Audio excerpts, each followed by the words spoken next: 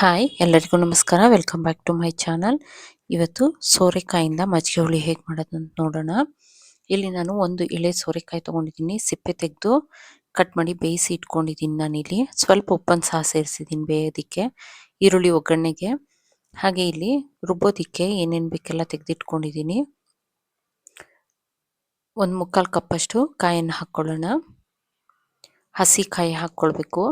ಹಾಗೆ ಅರ್ಧ ಸ್ಪೂನಷ್ಟು ಜೀರಿಗೆ, ಹಸಿರು ಮೆಣಸಿನ್ಕಾಯಿ ಬಳಸ್ತಾ ಇದ್ದೀನಿ. ನೀವು ಬೇಕಿದ್ರೆ ಖಾರದ ಪುಡಿ ಸಹ ಬಳಸ್ಕೊಳ್ಬೋದು. ಇಲ್ಲಿ ನಾನು 1 ಸ್ಪೂನಷ್ಟು ಅಕ್ಕಿನ ನೆನೆಸಿಟ್ಕೊಂಡಿದ್ದೆ. ನೀರನ್ನು ತೆಗೆದು ಅಕ್ಕಿನ ಮಾತ್ರ ಹಾಕ್ಕೊಳ್ತಾ ಇದ್ದೀನಿ. ಇದ್ರ ಬದಲಿಗೆ ನೀವು ಕಡಲೆಪಪ್ಪು ಸಹ ಸೇರಿಸ್ಕೊಳ್ಬೋದು. ಇಲ್ಲಿ ಕೊತ್ತಂಬರಿ ಸೊಪ್ಪು ಸ್ವಲ್ಪ, ಹಾಗೆ ಒಂದು ಅರ್ಧ ಹಿಡಿಯಷ್ಟು ಬೆಳ್ಳುಳ್ಳಿ. ಇದಿಷ್ಟನ್ನು ನುಣ್ಣಕ್ಕೆ ರುಬ್ಕೊಳ್ಬೇಕಾಗತ್ತೆ. ಬೇಸಿಗೆ ಕಾಲದಲ್ಲಿ ಈ ಥರ ಸಾಂಬಾರುಗಳು ಮಾಡ್ಕೊಳ್ಳಿ, ತುಂಬ ರುಚಿಯಾಗಿರುತ್ತೆ. ಹಾಗೆ ದೇಹಕ್ಕೂ ತಂಪು ಸಹ. ಈಗ ಇಲ್ಲಿ ಒಂದು ಪಾತ್ರೆಯಲ್ಲಿ ಎಣ್ಣೆ ತೊಗೊಂಡಿದ್ದೀನಿ. ಒಂದು 2 ಸ್ಪೂನಷ್ಟು ಎಣ್ಣೆ, ಹಾಗೆ ಅದಕ್ಕೆ ಸಾಸಿವೆ ಸೇರಿಸ್ಕೊಳ್ತಾ ಇದ್ದೀನಿ.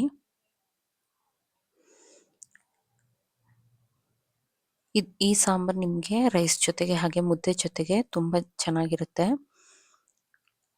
ಬಿಸಿ ಅನ್ನಕ್ಕೆ ಸಾಂಬಾರು ಹಾಕ್ಕೊಂಡು ತಿಂತಾ ಇದ್ರೆ ತುಂಬಾ ರುಚಿಯಾಗಿರುತ್ತೆ. ಹೀಗಿಲ್ಲಿ ಕರ್ಬೇವಿನ ಸೊಪ್ಪು ಹಾಗೆ ಒಂದು 2 ಒಣಮೆಣಸಿನ್ಕಾಯಿ ಹಾಕ್ಕೊಂಡಿದ್ದೀನಿ. ಈರುಳ್ಳಿನ ಸ್ವಲ್ಪ ದಪ್ಪ ದಪ್ಪಗೆ ಕಟ್ ಮಾಡ್ಕೊಳ್ಬೇಕು. ಹಾಗೆ ಈರುಳ್ಳಿ ತುಂಬಾ ಫ್ರೈ ಮಾಡ್ಕೊಳ್ಬಾರ್ದು,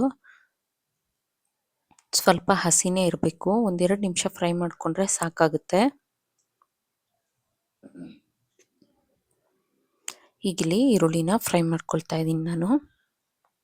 ಈರುಳ್ಳಿ ಫ್ರೈ ಆಗಿದೆ. ಈಗ ರುಬ್ಬಿರೋಂಥ ಮಸಾಲೆನ ಇದಕ್ಕೆ ಸೇರಿಸ್ಕೊಳ್ಳೋಣ.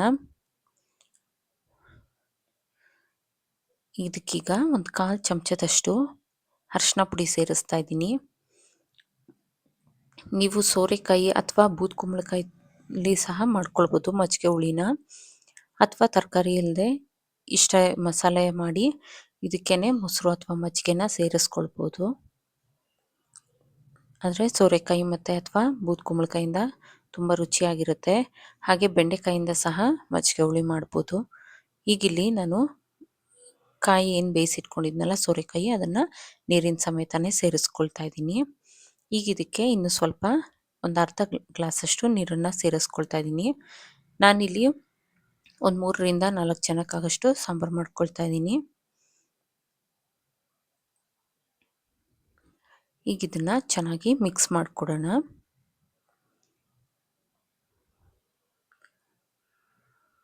ತುಂಬ ರುಚಿಯಾಗಿರುತ್ತೆ. ಹಾಗೆ ಅಷ್ಟೇ ಸುಲಭವಾಗಿ ತಕ್ಷಣಕ್ಕೆ ಮಾಡ್ಕೊಳ್ಬೋದು. ಈಗ ಇದಕ್ಕೆ ನಾನು ರುಚಿಗೆ ಎಷ್ಟು ಬೇಕಷ್ಟು ಉಪ್ಪನ್ನು ಸೇರಿಸ್ಕೊಳ್ತೀನಿ. ಈಗ ಚೆನ್ನಾಗಿ ಕುದೀತಾ ಇದೆ ಮಸಾಲೆ ಸಹ. ತಳ ಹಿಡಿಯುತ್ತೆ ಅಕ್ಕಿ ಸೇರಿಸಿರೋದ್ರಿಂದ. ಸ್ವಲ್ಪ ತಿರುಗಿಸ್ಕೊಡ್ತಾ ಬೇಯಿಸ್ಕೊಳ್ಬೇಕು. ಈ ಟೈಮಲ್ಲಿ ನೀವು ಉಪ್ಪು ಖಾರ ಏನಾದರೂ ಬೇಕಂದರೆ ಟೇಸ್ಟ್ ಮಾಡ್ಕೊಳ್ಬೋದು. ಸ್ವಲ್ಪ ಉಪ್ಪು ಮತ್ತು ಖಾರ ಸ್ವಲ್ಪ ಮುಂದಾಗಿರಬೇಕು. ಈಗಿದು ಮಸಾಲೆ ಎಲ್ಲ ಬೆಂದಿದೆ. ಯಾಕಂದರೆ ಉಪ್ಪು ಖಾರ ಮುಂದಾಗಿರ್ಬೇಕಂದ್ರೆ ಇದಕ್ಕೆ ಮಜ್ಜಿಗೆ ಸೇರಿಸೋದ್ರಿಂದ ನಾವು ಬ್ಯಾಲೆನ್ಸ್ ಆಗುತ್ತೆ. ಇಲ್ಲಿ ನೋಡಿ ಮೊಸರನ್ನ ನಾನು ಕಟ್ಕೊಳ್ತಾ ಇದ್ದೀನಿ. ವಿಸ್ಕರ್ ಸಹಾಯದಿಂದ ಈ ಥರ ಬೀಟ್ ಮಾಡಿಕೊಂಡ್ರೆ ಆಯಿತು. ಫುಲ್ ಗಟ್ಟಿ ಮೊಸರು ಸೇರಿಸ್ಬಾರ್ದು. ಸ್ವಲ್ಪ ನೀರನ್ನು ಸೇರಿಸಿ ಸ್ವಲ್ಪ ತೆಳು ಮಾಡ್ಕೊಳ್ಳೋಣ. ತೆಳು ಮಾಡಿಕೊಂಡು ಈಗ ಈ ಮಸಾಲೆಗೆ ನಾನು ಸೇರಿಸ್ಕೊಳ್ತಾ ಇದ್ದೀನಿ. ನಾನು ಮಜ್ಜಿಗೆ ಅಥವಾ ಮೊಸರು ಹಾಕಿ ಕುದಿಸ್ತಾ ಇಲ್ಲ ಸಾಂಬಾರನ್ನ ನಾನು. ನೀವು ಬೇಕಿದ್ರೆ ಸ್ವಲ್ಪ ಬಿಸಿ ಮಾಡ್ಕೋಬೋದು, ಆದರೆ ಕುದಿಸ್ಬಾರ್ದು ಅಂತ ಹೇಳ್ತಾರೆ. ನಾನು ಹಾಗಾಗಿ ಕುದಿಸ್ತಾ ಇಲ್ಲ. ಇದಿಷ್ಟೇ ಹೀಗೆ ಮಿಕ್ಸ್ ಮಾಡಿ ಇಟ್ಕೊಳ್ತಾ ಇದ್ದೀನಿ.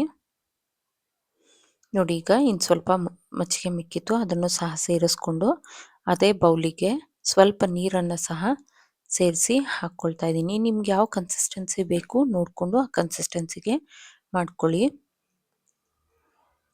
ರೈಸ್ ಜೊತೆಗೆ ಮುದ್ದೆ ಜೊತೆಗೆ ಎಲ್ಲ ಸರ್ವ್ ಮಾಡ್ಬೋದು. ಈ ಬೇಸಿಗೆ ಕಾಲಕ್ಕಂತೂ ತುಂಬಾ ತಂಪು, ಸೋರೆಕಾಯಿ ಸಹ ತಂಪು. ಈ ವಿಡಿಯೋ ಇಷ್ಟ ಆದಲ್ಲಿ ಲೈಕ್, ಶೇರ್ ಆ್ಯಂಡ್ ಸಬ್ಸ್ಕ್ರೈಬ್ ಮಾಡಿ. ಹಾಗೆ ಕಮೆಂಟ್ ಮಾಡಿ ತಿಳಿಸಿ. Thank you for watching.